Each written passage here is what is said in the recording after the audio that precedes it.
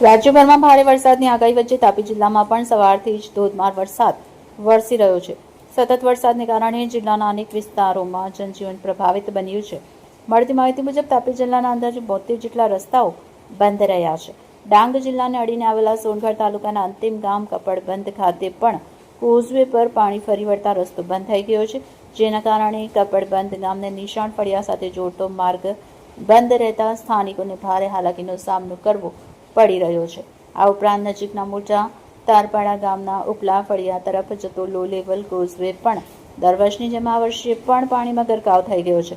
પરિણામે ગ્રામજનોની અવરજવર ખોરવાઈ ગઈ છે અને વિદ્યાર્થીઓ, દર્દીઓ તેમજ રોજિંદા કામકાજ માટે આવતા જતા લોકોને ભારે મુશ્કેલીનો સામનો કરવો પડી રહ્યો છે।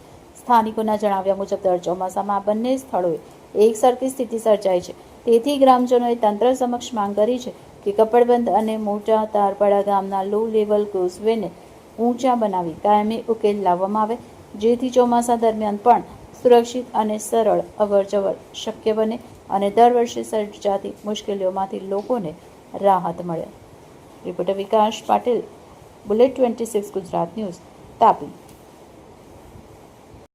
મિત્રો, આપણે હવે આવી પહોંચ્યા છે સોનગઢથી લઈને આવવાને વચ્ચે જે છોડનો જે માર્ગ છે એ આવવા ડાંગની અંદર જે આ જે નદી છે એ જો મેં કેમેરામેન કહીશ કે આ જે રૂપ ધારણ કરેલું છે, જે છેલ્લા 2 દિવસથી અંબાલાલ પટેલે જે કહ્યું હતું અતિ ભારે વરસાદની અંદર પણ આ નદી આજે વહી રહી છે।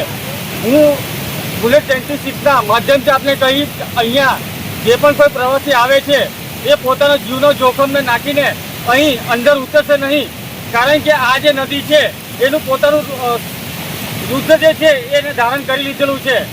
અહીંયા હાલ આપણે તો સુરતથી જે પ્રવાસી પણ આવેલા હતા એમની સાથે પણ આપણે વાત કરી છે, એમને પણ કહ્યું છે કે અમે પણ આગળથી હવે અહીંયા જઈ રહ્યા છે। પોતે પણ સાપુતારા જઈ રહ્યા હતા, આગળના જે રસ્તા છે તે બંધ થઈ ચૂકેલા છે, એ લોકો પોતે પણ અહીંથી હવે આગળ એમના ઘર તરફ જઈ રહ્યા છે।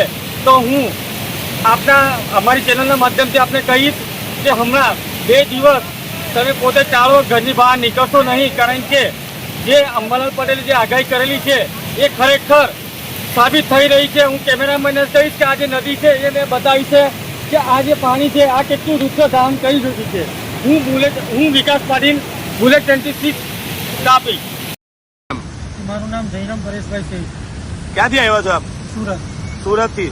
તમે ક્યાં જવા નીકળ્યા હતા આગળ? અમે ડાંગ જિલ્લાની મુલાકાત આવ્યા હતા। વાતાવરણ થોડું જોરદાર હતું એટલે, પણ હાલની પરિસ્થિતિને જોતા એવું લાગી રહ્યું છે કે આગળ પ્રશાસન દ્વારા રસ્તાઓ તમામ બંધ કરી દેવા આવ્યા છે, એટલે અમે પણ અહીંયાથી રિટર્ન જ વળવાના છીએ। એટલે હવે જે કોઈ મુલાકાતી આવવાનું જો એ લોકો ઈચ્છતા હોય તો હાલ ટાળી દે, કારણ કે પરિસ્થિતિ થોડી ખરાબ છે। તો થોડા દિવસ બાદ પરિસ્થિતિ નોર્મલ થાય ત્યારે ફરવા આવવાનું વિચાર। હાલનો માહોલ બહુ ખરાબ દેખાય એવું તમે જોઈ શકો છો, પાછળ કેટલું પાણી આવે છે, આગળનો રસ્તો બંધ છે। અમે અહીંથી જ રિટર્ન જવાના છે। અમે ખૂબ એન્જોય કર્યો છે હાલમાં, સવારથી અમે નીકળ્યા છે, અમે અહીંયા નાસ્તા પાણી કર્યા છે, પણ અમે અહીંયાથી રિટર્ન ફરવાનું વિચારી રહ્યા છીએ, કારણ કે આગળ અમને લાગે છે કે પરિસ્થિતિ વધુ હજી ખરાબ થવાની શક્યતા છે। અહીંયાથી રસ્તાઓ બંધ છે, થોડા આગળમાં જવા માટે તાપી જિલ્લાથી ડાંગ જિલ્લા પછીના રસ્તાઓ બંધ છે, માટે અત્યારે લોકોને એવું જણાવું કે હમણાં બને ત્યાં સુધી ડાંગ જિલ્લામાં થોડું આવવાનું ટાળો। અમે લોકો પણ અહીંયાથી હવે પાછા વળીએ છીએ। આગળ રસ્તાઓ ઘણા બંધ છે અને અહીંયાની નદીઓ રૌદ્ર સ્વરૂપ લઈ રહી છે।